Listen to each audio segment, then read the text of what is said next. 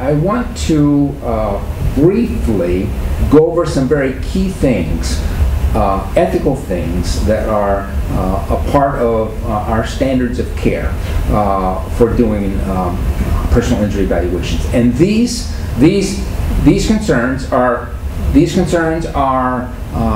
documented in our Code of Ethics, the Psychological Code of Ethics, and also in specialty guidelines of forensic psychology that's published by the American Psychological Association and the American Board of Forensic Psychology.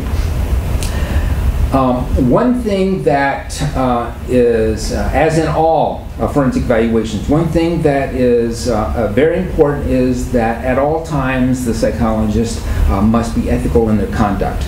And in personal injury evaluations, sometimes this is becomes part of the forefront of what you do. For example, I had an evaluation of a child that saw his sister die by falling off the climbing wall at a fair once. And his sister fell off the climbing wall in front of, and he was 9 years old at the time, and his sister died in front of him. And so he was very traumatized. And I did the evaluation, and I was able to establish a rapport with the 9-year-old, and immediately, as you can kind of guess, the family wanted me to do therapy with a 9-year-old. And of course you could not do that because you mix your roles.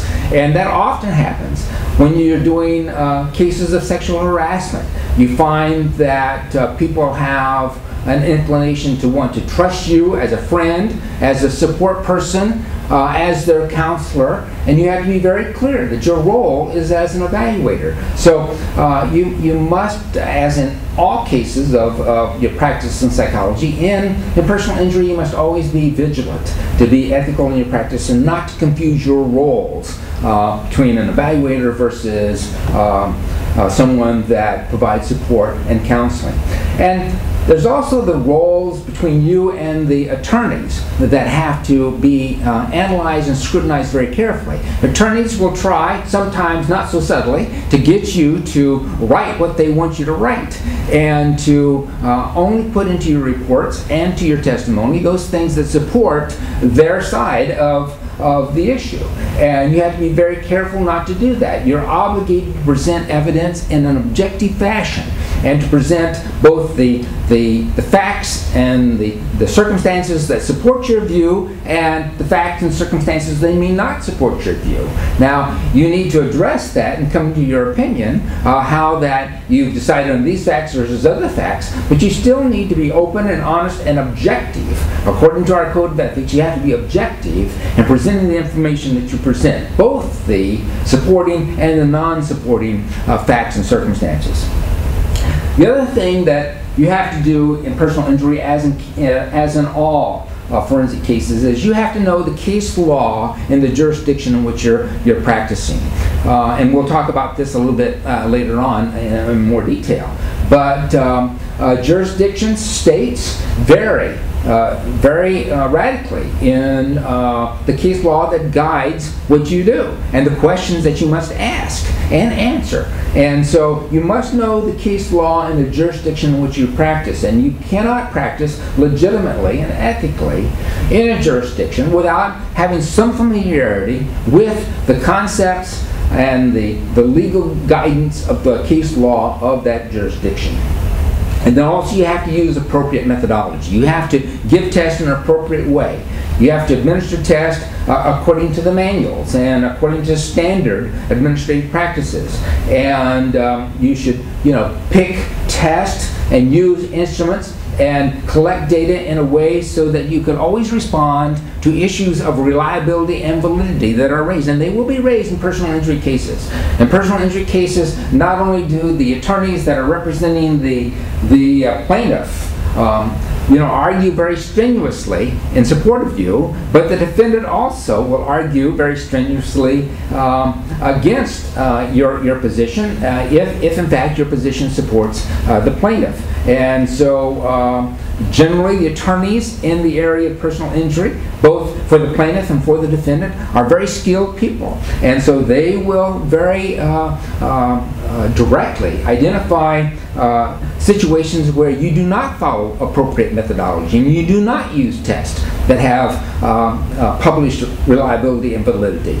And they will identify that, and they will, in testimony and deposition or in trial, bring that out, that you basically have not followed your own standards of ethical practice in using appropriate methodology.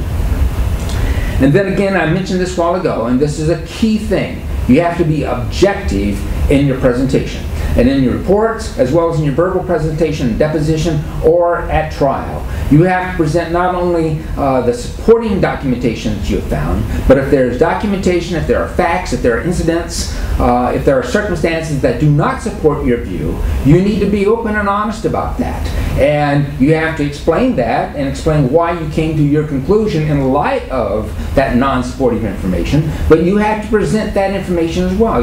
According to our ethical standards and especially guidelines, we have to be objective. We have to present both the pros and the cons of our opinion.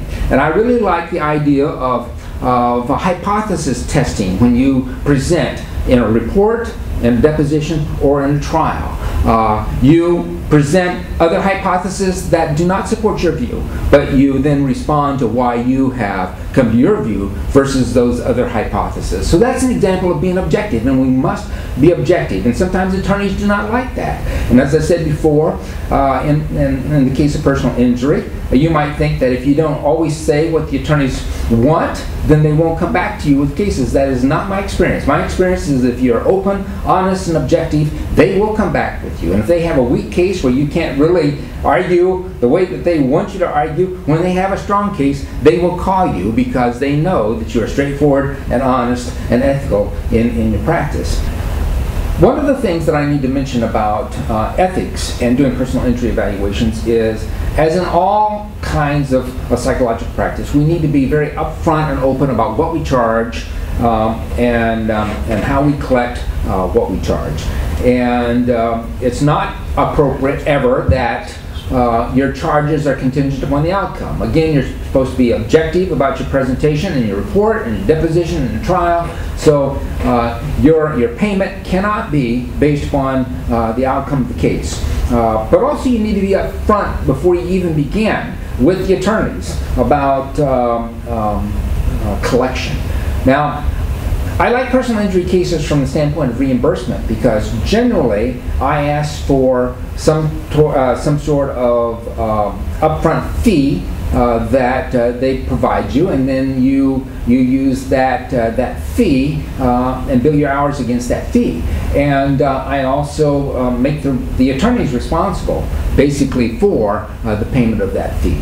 And the attorneys, of course, are going to be paid for the case, and so that fee comes out of their return. But rather than billing the individual, I try to always bill the attorneys, and I always try to have some deposit, and I usually use a deposit of about $5,000, and I ask for that up front in any case, and then I bill against that deposit, and then if I don't use that much that amount of money, then basically I return that to the attorney, or to the attorneys, but generally I do use the $5,000. And so I ask for a deposit. I'm always upfront about what I'm going to charge. I always make the point that I'm going to be objective, and I'm going to put in what I find is positive, but also what's negative too. And so I think it's incumbent upon us that we do all of those things in any kind of ethical practice.